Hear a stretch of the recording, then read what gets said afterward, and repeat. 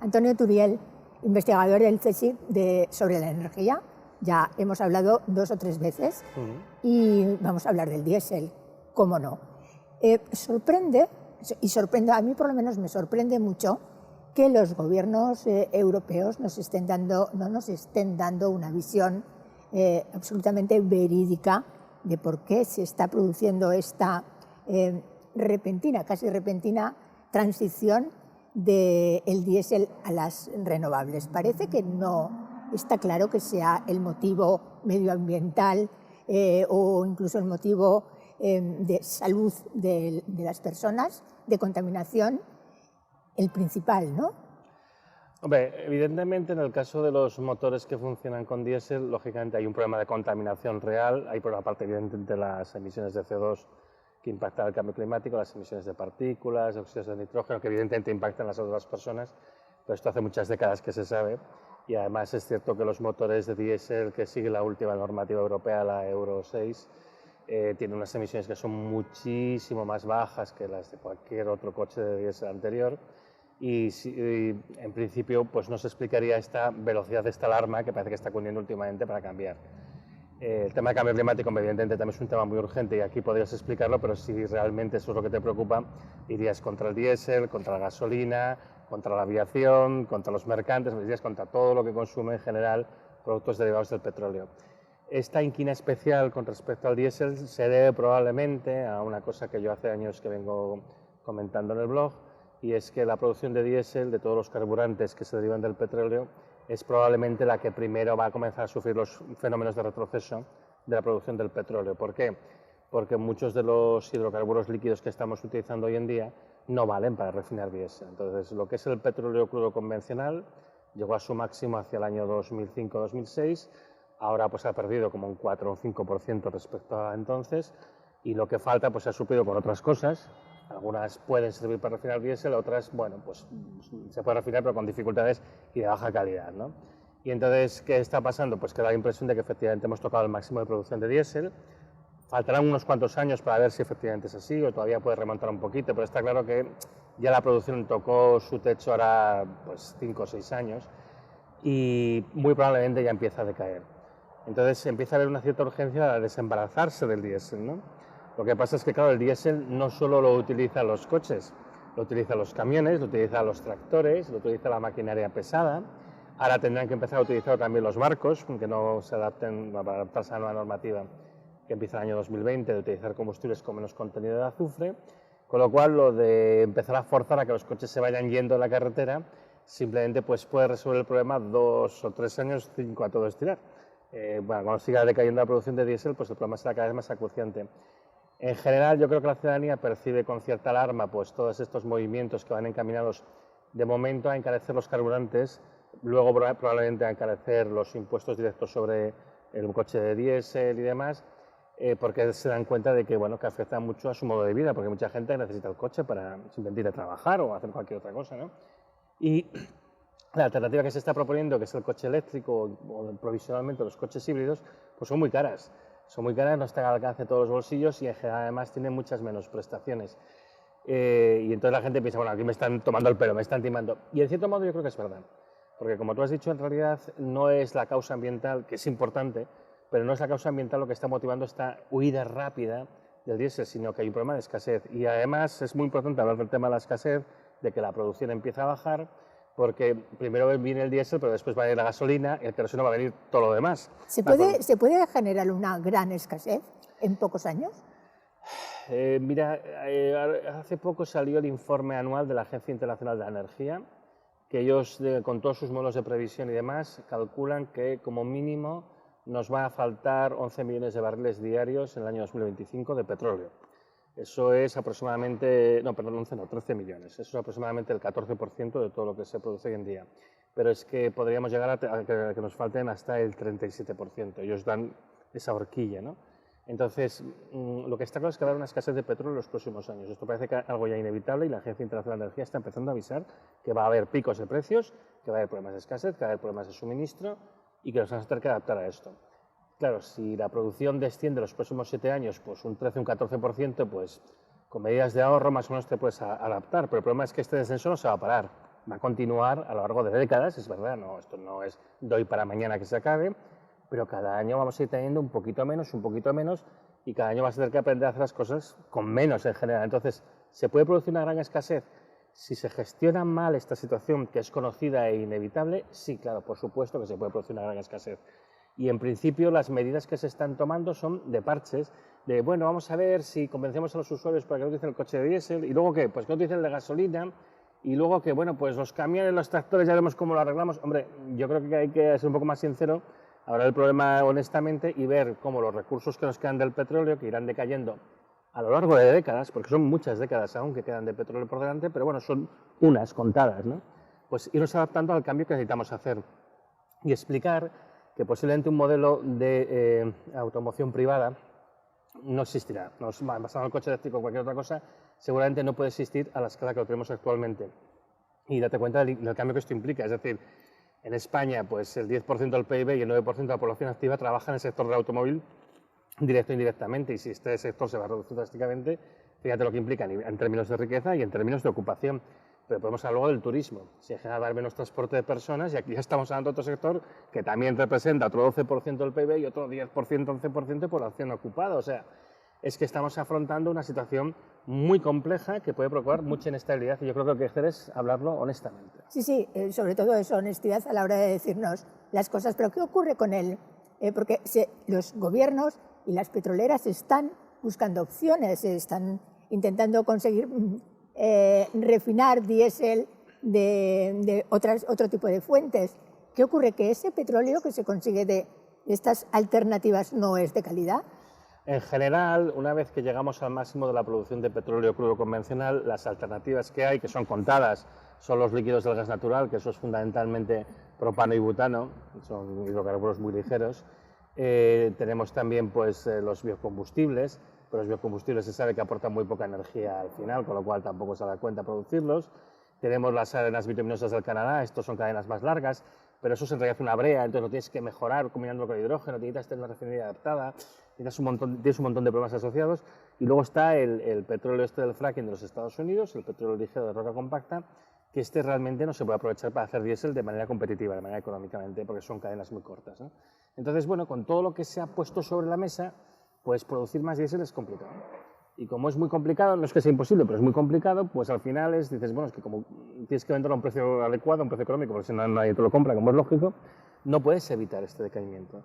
Entonces, las alternativas que hay, aparte que tienen limitaciones también de producción, no cubren por mucho tiempo el hueco grande que va dejando el petróleo crudo convencional, que este es el bueno, el de toda la vida.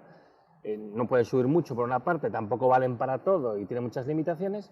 Pues bueno, pues al final evidentemente no existe una alternativa. Es que lo peor es que realmente no existe una alternativa.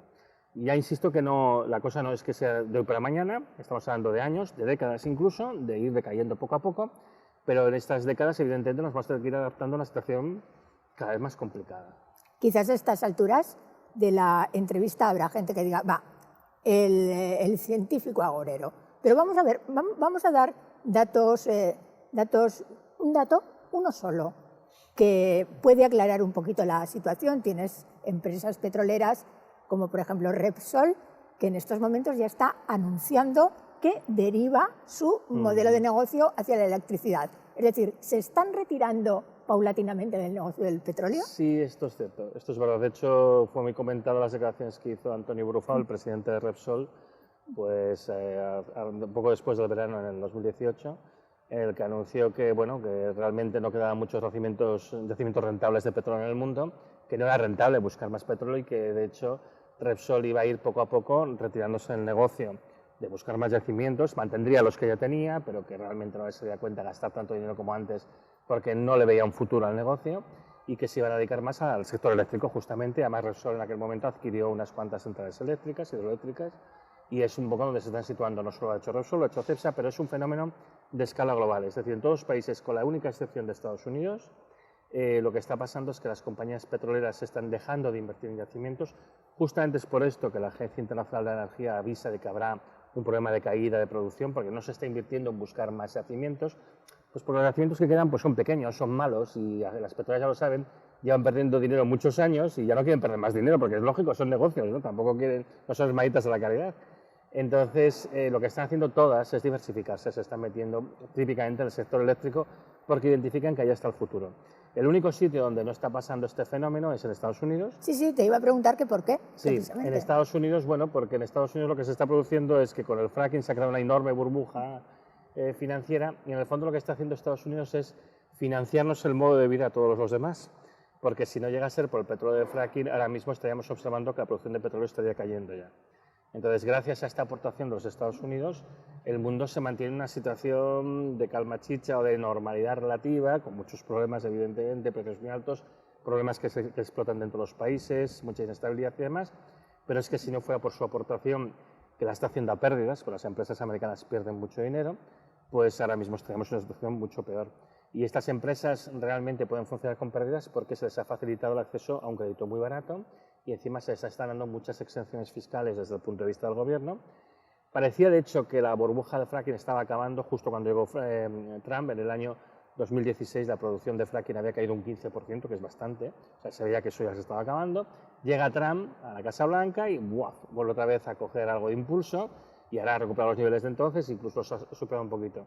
Lo que pasa es que tampoco puede durar mucho más. El gran problema que se ha generado en Estados Unidos es que se ha invertido tantísimo en el fracking, incluso hay, por ejemplo, bancos como Deutsche Bank que han invertido mucho en el fracking en los Estados Unidos, que cuando esta burbuja reviente, y es inevitable que reviente porque no es un negocio, es un tipo de petróleo muy malo y que sale muy poco y te cuesta muy caro y demás, se va a producir una gran crisis financiera solo por este problema, solo por el problema de la industria del fracking. Pero para que tengas una idea de hasta qué punto la locura de invertir en esto para mantener el status quo, a qué niveles ha llegado, en este momento Norteamérica, que es Estados Unidos, Canadá y México, invierte más que el resto del mundo en exploración y desarrollo de nuevos pozos de petróleo. Invierten más de la mitad. Es una cosa impresionante. Y eso que solo producen el 20% de todo el petróleo que se consume en el mundo. Y eso es debido a esto, debido a esta locura que hay en Estados Unidos, una locura. Un último intento de conseguir pues, alcanzar un muro que cada vez está más alto. Y yo creo que al final se dan cuenta de que lógicamente no pueden rentabilizar esa inversión y que la era del petróleo, tal y como la entendemos ahora, está llegando a su fin. ¿Y cómo reaccionan, porque tampoco se sabe mucho, cómo reaccionan los países de la OPEP ante esta recesión del petróleo? Ya hace tiempo que la mayor parte de los países de la OPEP está intentando diversificar sus fuentes de energía, o sea, lo que está intentando es rentabilizar todo el dinero que han ganado estos años y están buscando nuevas fuentes. Es conocido que, por ejemplo, Arabia Saudita ha hecho grandes inversiones en centrales nucleares y ha hecho grandes inversiones también en sistemas de placas fotovoltaicas u otros solares, un poco para autoabastecerse de energía de cara al futuro. Y lo que están haciendo también es muchas inversiones estratégicas en general los países del Golfo, en otros países, por ejemplo, comprando tierra en África, grandes cantidades de terreno, y se están un poco preparando para el futuro que va a haber después del petróleo. Hay un anuncio muy significativo que hizo Qatar, pues hace poco, a finales de noviembre del 2018, que anunció que el año que viene se retira de la OPEP. Qatar no es uno de los grandes exportadores, pero bueno, tiene una producción de petróleo significativa y deja la OPEP. Deja la OPEP. Y eso que es un país que está más cerca de Arabia Saudita. Es un poco peligroso hacer esto, ¿no? Porque Arabia Saudita tiene una mano militar y fuerte, ¿no? Y que se van a centrar en el negocio del gas. De hecho, dentro del sector de los hidrocarburos se acepta que el gas todavía tiene algo de recorrido. No mucho, 10 años más, pero bueno, esto es lo que hay. No creo que la gente piense mucho más a largo plazo. Y en el petróleo, pues bueno, más o menos se empieza a aceptar que no, que el petróleo es un negocio que se está muriendo, que llevará un tiempo que se muera del todo, pero que se está acabando. Y eso es un poco la orientación que yo creo que se está dando en general en los países, sobre todo de Oriente Medio. Hacia las renovables, un poco a la fuerza, pero las energías renovables tienen la potencia suficiente como la que tiene la de los hidrocarburos para mover la necesidad que tiene el mundo de energía. Esto es complicado de decir, hay cierta controversia. Hay algunos estudiosos que dicen que con energías renovables se puede producir el 100% de la energía que se consume hoy en día, e incluso más, un 150, un 200, sin excesivas dificultades. Hay otros investigadores, y yo me alineo más con estos en realidad, que son bastante más pesimistas sobre el potencial. Hay gente que va a decir que a lo mejor no podemos ni abastecer el 20% de lo que estamos haciendo hoy en día. Yo generalmente suelo alinearme más entre el 30 y el 40%, aunque técnicamente yo creo que es posible producir más que esto, teniendo en cuenta las condiciones reales del mundo real en el que nos movemos, las dificultades que no tenemos identificadas a priori de hacer explotaciones a gran escala y demás. yo creo que, bueno, que podemos suministrar con energías renovables entre un 30 y un 40%. Al margen del porcentaje concreto, hay dos cosas en las que yo creo que todos los investigadores están de acuerdo. Una, que hay un valor máximo que ya no puede crecer. Entonces, cuando tú haces la transición a las energías renovables, aceptas que acabarás en una situación de economía estacionaria, es decir, el crecimiento del consumo de energía se detendrá, no se podrá seguir creciendo, se llegará a un máximo y ahí te quedarás si lo mantienes bien. Y eso implica en particular que se acabó el crecimiento económico, porque el crecimiento económico viene impulsado por el crecimiento de la disponibilidad de energía. Tienes más energía, puedes producir más bienes y servicios, puedes hacer crecer la economía. Entonces, el primer mensaje, yo creo que todos los investigadores coinciden, es vamos a hacer una economía de estado estacionario, que esto es posible, pero bueno, pero hay que hacerlo y es complicado. Y la segunda cosa en la que yo creo que todo el mundo está de acuerdo es que una transición energética lleva décadas.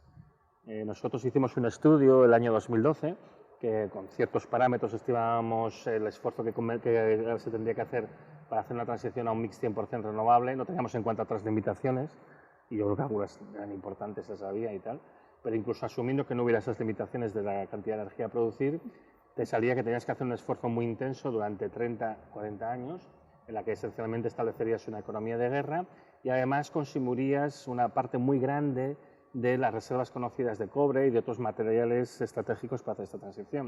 O sea que estamos hablando de un grandísimo esfuerzo durante un periodo de tiempo bastante prolongado. Una economía de guerra implica que esencialmente no hay actividades económicas superfluas, todo va dirigido en un único fin, que es conseguir hacer esta transición. Y luego ya veríamos cómo evolucionaremos después, ¿no?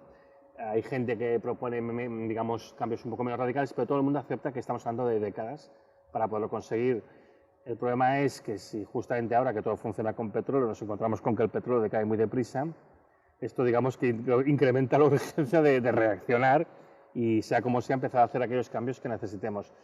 En todo caso, yo lo que insistiría es que las energías renovables, al margen de cuánta energía pueden dar, que yo creo que pueden dar muchísima y más de la que necesitamos, pero bastante menos que la que se consume ahora mismo, pero al margen del umbral concreto, lo que está claro es que nos llevaría a una situación estacionaria, en la cual una economía como la actual, que se basa en el consumo y en el crecimiento, no podría mantenerse, tendría que detenerse, tendría que ser algo de otra manera, que se puede hacer, pero hay que cambiar el modelo económico para poder funcionar con energías renovables. ¿Cuál es la posición de Rusia en uno de los mayores productores de gas, este juego?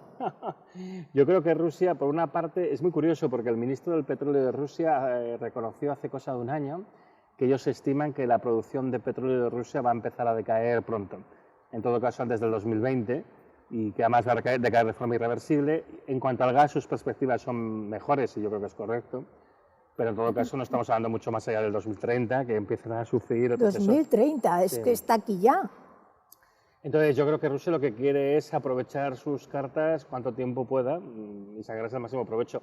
Creo que es un poco la posición de la mayoría de los productores. La mayoría de los productores son conscientes de que ya estamos en las últimas bazas de esta partida y lo que pretenden es simplemente sacar el máximo beneficio para luego situarse lo mejor posible para lo que venga después, lo cual por otra parte yo encuentro que es lógico, ¿no? Pero vamos, que sí, que incluso Rusia, que ha hecho una serie de alianzas estratégicas, por ejemplo, con China, para distribuirles gas y demás, con Alemania y demás, lo que pretenden es sacar el máximo provecho de esto mientras dure. Además, en 2030 sería el máximo, después la cosa iría decayendo durante décadas. O sea, que la producción de gas o de petróleo llega a no ser significativa, estás hablando de 5, 6, 7, 8 décadas, estás hablando bastante tiempo, ¿no? Pero lo que es cierto, claro, es que cada vez será menos y a esto es lo que te tienes que adaptar, tienes que vivir con menos. Dicen los constructores de automóviles que para 2020 ya solamente van a fabricar motores eléctricos. Creo que no es cierto. Yo lo que tengo oído, pero quizá yo estoy equivocado, es que en general las marcas más importantes, estamos hablando pues de Peugeot, Citroën, bueno, Volkswagen y demás, que no harán nuevas motorizaciones de diésel específicamente. Yo es lo que tengo oído, a partir del 2020. Yo creo que de gasolina no se han pronunciado, aunque no me extrañaría que no hicieran nuevas motorizaciones, porque, a ver, en el fondo es una enorme inversión la que tú tienes que hacer para mejorar los motores actuales, que ya son muy buenos. Entonces, a mí no me extraña en absoluto que dijeran, no, mira, tampoco la gasolina, porque total ya sabemos que va a ser 3 o 4 años más antes de que empieces a tener las mismas restricciones que empieces a tener ahora con el diésel, ¿no? En todo caso, está claro que, aunque solo fuera el diésel, ya es un síntoma de por dónde van los tiros. Es decir, claro, las grandes compañías automovilísticas también ven que es un negocio que se acaba y ellos tienen diversos planes de negocio, ciertas cosas que ellos preferirían. Obviamente preferirían que hubiese una implantación a gran escala del coche eléctrico, pero son conscientes de que eso a lo mejor no va a funcionar y que a lo mejor el modelo al que se acaba yendo, suponiendo que pueda mantenerse el negocio, es el del car sharing, un car sharing muy extendido. Entonces el volumen de negocio se contraería mucho. O sea, yo he llegado a ver cifras de una contracción del 95%, es decir, que se reduciría a una 20ª parte de lo que es ahora mismo, ¿no? Entonces, bueno, esto nadie lo sabe, evidentemente, qué es lo que va a pasar, pero sí que son síntomas de que ellos entienden también de que se está acercando un final de era y que no quieren invertir miles y miles de millones en una investigación, en un desarrollo que al final no les va a rentar absolutamente nada. Lo que sí está claro es que hay un cambio de paradigma brutal, o sea, del 180 grados, pero en el consumo también. Vamos a ver, ya aparecen empresas que ofrecen la posibilidad de no tener un coche tuyo, sino de poder alquilar un coche cuando lo necesites. Y también, evidentemente, hay países como España que, bueno, en lo que es transporte público no andamos muy mal. Andan mucho peor Estados Unidos, y que no tienen casi transporte público. Esta es la solución, ¿no? El no tener, el tener un coche propio va a ser propio del pasado, ¿no? Bueno, o de clases muy adineradas, ¿no? Yo creo que el modelo al que atendemos, lógicamente, es que, porque un coche evidentemente es una cosa muy cara, realmente es una cosa muy cara, entonces yo creo que las personas que se lo puedan permitir lo tendrán, y seguramente con motorizaciones clásicas de motor de explosión convencional, o sea, gasolina o diésel, y la mayoría de la gente pues tendrá que recurrir a otras fórmulas, que puede ser transporte público, puede ser compartición de coche, puede ser alquiler de coche, en modelos más flexibles y más dinámicos de los que hay actualmente. Pensemos que, bueno, a pesar de que la población de España vive en núcleos más densos en general y bien comunicados, hay gente que vive en urbanizaciones más dispersas o, yo qué sé, en zonas rurales y demás, con lo cual tampoco pueden prescindir completamente de un vehículo privado y demás. Y yo creo que la tendencia más acusada dentro de lo que son las grandes ciudades, y esto es una cosa que estamos observando un ascenso muy rápido últimamente, es el pequeño vehículo eléctrico. Por ejemplo, el patinete, ¿no? Bueno, patinete y bicicleta eléctrica. Porque ahí hay un campo, ahí sí que realmente hay un nicho en el que una expansión es posible. En un coche tú necesitas unas baterías enormes que pesan 300, 400, 500 kilos, dependiendo de la capacidad del coche. Para una batería que en el fondo es una ayuda de un patinete eléctrico, de una bicicleta eléctrica, estás hablando de unos pocos kilos. La diferencia es muy grande. Con lo que tú construyes un coche puedes construir a lo mejor 50 patinetes o 100 patinetes, vamos. Con lo cual realmente el cambio es muy grande. Y aquí yo pienso que para problemas, para cuestiones de movilidad urbana e incluso interurbana, en el caso de las bicicletas eléctricas, ahí hay un potencial.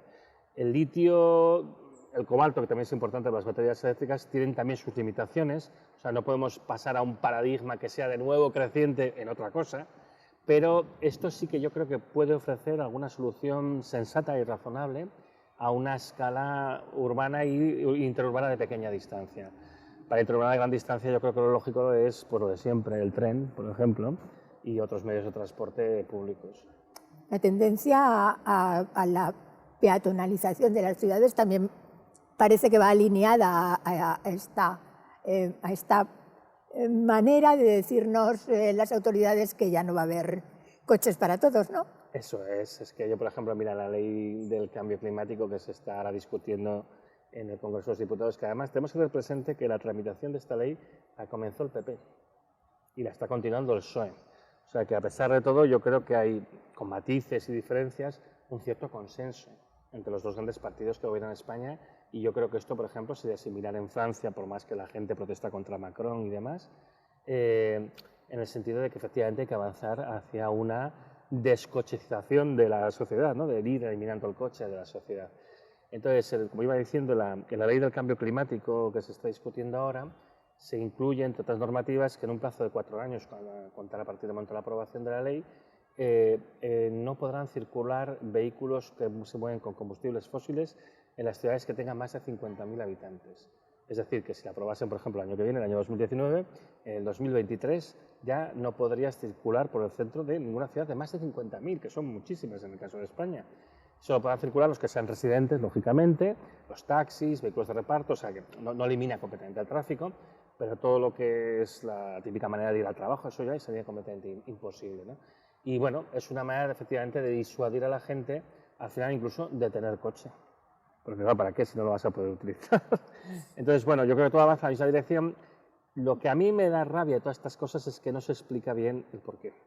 Es decir, hay los objetivos de luchar contra el cambio climático que son importantes, sin duda, pero hay un problema más perentorio y es, bueno, es que no va a haber combustible para mover todo eso. Entonces, también la gente, a mí también me produce un sentimiento un poco agridulce y un poco de rabia, que esto lo estoy observando en el caso de Francia con la revuelta esta de los chalecos amarillos, que hay gente que está empezando a tomar posiciones, digamos, contra el cambio climático, contra la ciencia del cambio climático, como si esto fuera una superchería, o fuera un bulo, o fuera una mentira, o no sé qué, y no es verdad. Volvemos a lo que hemos comentado al principio de la entrevista.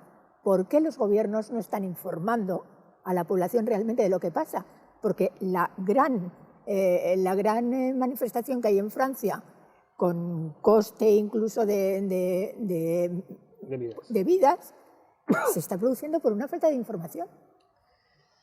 Porque si tú dices la verdad, la consecuencia inmediata es que la bolsa se derrumba. Porque si tú dices la verdad, estás diciendo que el crecimiento económico se acabó.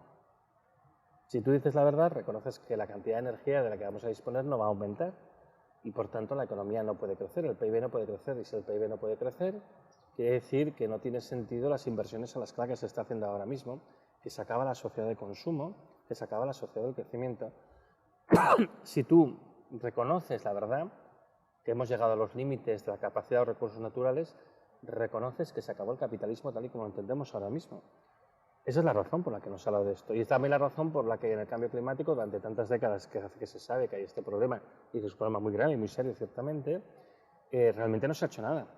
Porque porque reaccionar implicaba un poco lo mismo, disminuir, en aquel caso voluntariamente, nuestro consumo de combustible, nuestro consumo de energía, y al final acaba siendo el mismo efecto. Es decir, atentaba contra las bases del capitalismo. Entonces, ¿por qué no se hace nada? ¿Por qué no se dice la verdad? Porque no se quiere atentar contra las bases del capitalismo y estamos intentando contemporizar, a ver si encontramos una vía de escape, una fuente de energía milagrosa. Las renovables tienen que dar un montón de energía, a ver si, bueno, tirando un poco el balón adelante, podemos encontrar algo que nos permita salvar el día. Podríamos terminar la entrevista aquí, porque además hemos tocado todos los temas, pero me gustaría hacerte una sola pregunta más, porque nos hemos dejado estos medios de transporte. Hablamos del ir al mercado mundial con los grandes barcos, el transporte marítimo y el transporte aéreo. Con respecto al transporte marítimo, aquí en Cataluña mismo hay noticias interesantes. Aquí hay grandes empresarios que trabajan vinculados con el sector marítimo que ahora mismo tienen una gran cantidad de demanda de velas. Se están construyendo velas muy modernas, con materiales sofisticados y demás, que permiten, a los cargueros no les dan su impulso principal, pero les permiten ganar 1 o incluso 2 nudos, que no está nada mal, porque los cargueros circulan a velocidades prácticamente bajas, 7, 8, 9 nudos. Pues eso supone un ahorro de combustible y estás un poco sentando las bases de lo que puede ser el futuro del comercio marítimo, que en el fondo es la antigüedad del comercio marítimo, ¿no?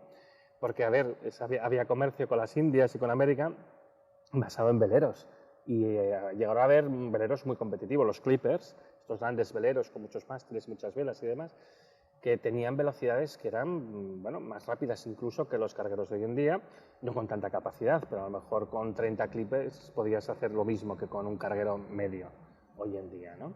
Entonces yo creo que la tendencia en el transporte marítimo es recuperar el arte de la navegación a vela, que era una cosa factible, que funcionaba perfectamente renovable y al alcance de cualquiera. Lo que yo creo que está condenado es el transporte aéreo. El transporte aéreo está condenado a un decrecimiento muy, muy severo, porque lógicamente eso sí que necesitas una enorme cantidad de energía para poder desafiar las leyes de la física y poder, bueno, no desafiar, pero... Además con aviones cada vez más grandes. Sí, claro, porque todo por el tema de la economía de escala para intentar abaratar costes.